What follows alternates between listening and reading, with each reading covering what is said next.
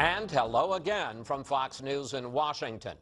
The standoff in Ukraine took another turn Friday when Russian President Putin reached out to President Obama in a surprise phone call.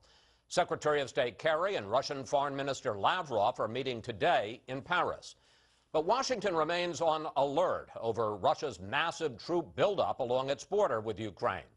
Joining me now from Michigan, Congressman Mike Rogers, who had his own surprise this week when he announced he's stepping down as chair of the powerful House Intelligence Committee at the end of the year. Congressman, welcome back to Fox News Sunday. Chris, it's great to be back. Let's start with Putin's phone call with President Obama. While the White House portrays this as Putin discussing pursuing a diplomatic resolution, the Kremlin says that he called to talk about extremists threatening ethnic Russians in Ukraine. What is your best analysis, given particularly the buildup of Russian troops along the border with Ukraine? What's your analysis? Is Putin looking for a way out or simply setting the stage for another invasion? He is absolutely not looking for a way out. So you have two environments going on at the same time, Chris. You have the Ukraine issue and you have the Georgia issue. So they're moving some of their most advanced equipment into South Ossetia. No reason to do that. The Georgian army really poses no threat. That's certainly concerning. And then you see all of the Russian movement along the border, and you see Russian covert influence operations, meaning they have their intelligence officials and their special forces inside Ukraine trying to foment this notion that the Russians should come in. There is no way that I would take that as any other sign other than he is looking for a way to find his land bridge from Crimea to Transnistria along the northern Baltic Sea area, which is right along the Moldova and Ukraine border. So when you say you see no other explanation, are you saying you think he's going to move into eastern Ukraine? I wouldn't see that he would go into eastern Ukraine. If I looked at it today, and nobody really knows, they don't know what his intentions are, other than you can gauge by history and what his actions are today. He really, if he was going to protect Crimea from a military perspective, there's a water source that's several hundred kilometers north of Crimea, and he needs a land bridge to connect Crimea and the Transnistria area that's already said it wanted to be part of the Russian Federation. That's right along the top of the Baltic Sea area.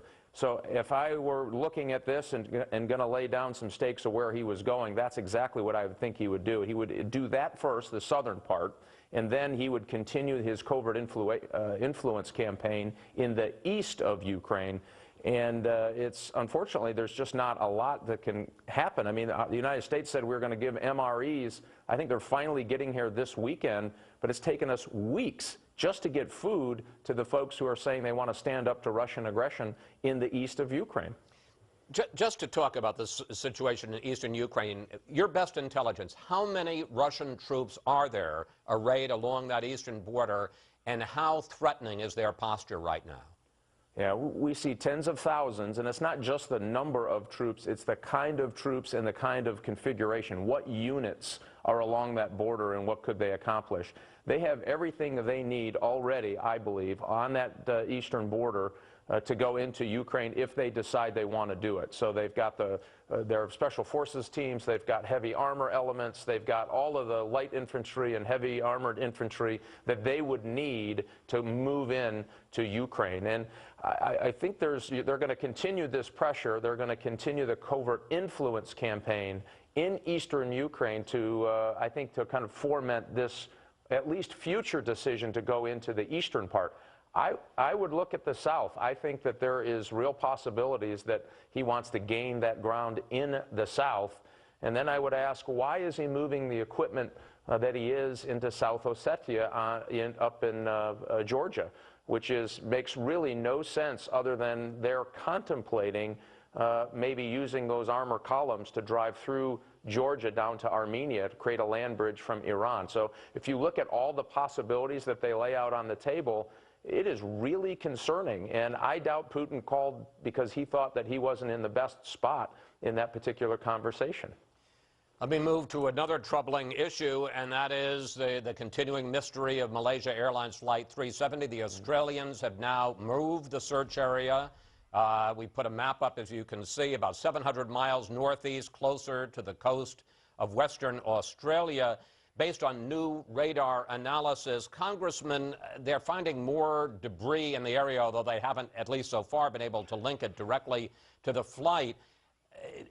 How confident are you that they are now looking in the right area? Well, I can't say the right area because debris moves, and the weight of the impact and the heaviest part of that aircraft probably went down, at least on some angle. So the debris field can move, and that's what's so difficult, I think, and presents such a huge challenge.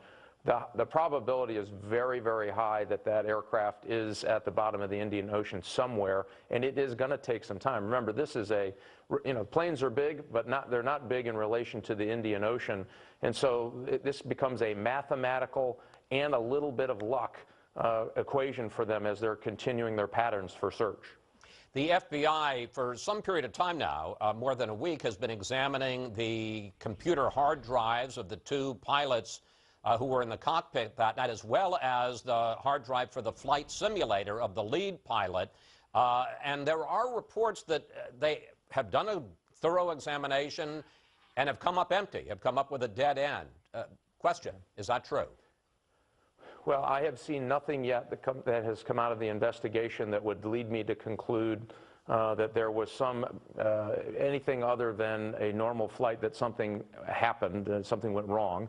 Now, again, they're going to compare the forensics on the computer with a full background on not only just the pilots, but every crew member and every passenger on that aircraft. It will take a tremendous amount of time to do that. So there is, we're just going to have to be patient, I think, as this thing unfolds. And the only way to really find out what happened is to try to find the airframe itself, or as much as that's intact, so that they can do their forensic investigation on that. That will be the best place to make the final determination of what happened, barring if there was some conspiracy, and it's pretty hard in the world to keep conspiracies quiet, that there was some conspiracy that they could uncover in the portion of the human portion of the investigation, the passengers and the crew. Congressman, let's turn to the Benghazi terror attack, because the former acting director of the CIA, Michael Morell, is going to be testifying before your House Intelligence Committee this week in open hearing. Question, what do you want to find out from him? Well, we've had two hearings with Michael Morell, both in a classified setting, and I thought it was appropriate. So since his last time testifying in front of the committee in a classified session, we've had some additional information. I think it's important for him to have the opportunity to answer questions on the public record and allow the public to see. The House Intelligence Committee has done more investigative work, more public hearings, more hearings, more committee time hearings, more subcommittee hearings than all of the other committees. But is there a specific, sir, is there a specific question or a specific issue that you want to resolve with him? Well, I think we do. There's the fact of the memo and the talking points is important. Many believe that there was political influence on the changing of those talking points in that particular, in the days that happened right after the event. We need to make sure if that in fact is not true. Additionally, we know that facts on the ground said, hey, that the State Department folks were requesting help and didn't get it. We need to try to make sure Americans and the committee fully understands that link and why that didn't happen. Was it anything that the CIA did leading up to the event, or was this completely a State Department failure when these folks were asking for additional security, and somebody in that chain of command for security clearly ignored the threats, ignored the intelligence, and unfortunately at least contributed to the death of 4 Americans. Finally, I want to talk to you about Mike Rogers, because as we said, you had quite a surprise for Washington. I have to say, this town was shocked when you announced on Friday that you're planning to step down at the end of the year, not seek re-election, and to pursue a career on radio. I have a couple of questions. First of all, you seemed, in effect, to indicate in your announcement that you think, and you're the chair of a very powerful committee, but that you can contribute as much as a radio talk show host. Do you really believe that, sir? Well, here's the thing. So when I took the committee, it was not functioning very well. So I worked with my ranking member, Democrat from Maryland. And we agreed we were going to take all the politics out of it. And so during the course of the last 3.5 years, and we'll be 4 years at the end as chairman, 10 years on the committee, I think we've made really important strides to try to fix a lot of that, take the partisanship out of national security and fix some very hard technical problems, everything from cyber to space and everything in between, human collections. We've done that. I've helped do that. I've helped drive that agenda. You know, it was an interesting opportunity when you see the level of debate today, Chris, on national security issues and foreign policy.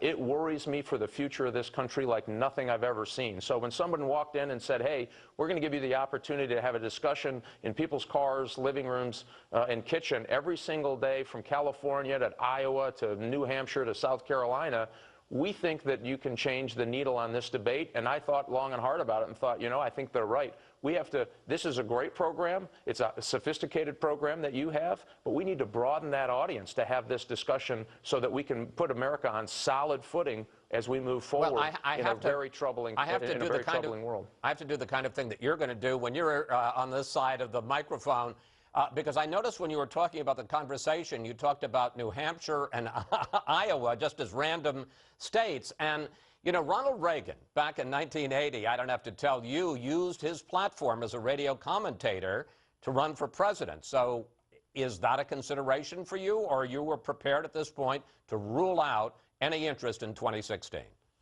Wow, Ronald Reagan used his platform on radio to run for president of the United States? I had no idea, Chris. So, so what are you saying? That, I mean, you're thinking of this? No, listen, I'm going to take it where it goes. This is a very unique opportunity that I will be able to talk about issues in ways that you don't hear on a national radio platform today about the importance of national security, foreign policy, and all of the issues facing America. And, you know, to have that intimate conversation with listeners was very appealing to me all across the United States. My goal here is to be as engaging as I can and to get listeners' opinion. And if I can move the needle on the debate, there's a lot of celebrity politicians that are using issues candidly in Washington, D.C. today that are detrimental to the national security of the United States, and the politics in Washington has gotten as small as I've ever seen it. Well, I'm just going to ask you, I have to ask you, because we're over time. When you say celebrity politicians, you want to name one? Oh, I think your listeners are smart and savvy enough to make their own list. I think you're, first of all, you've always been a great congressman and a great guest. I suspect you're going to be very successful as a talk show host. Congressman Rogers, thank you. It's always good to talk with you, sir. And I'm sure we'll get the chance to do it again before you start your new career. I hope so. Thanks, Chris.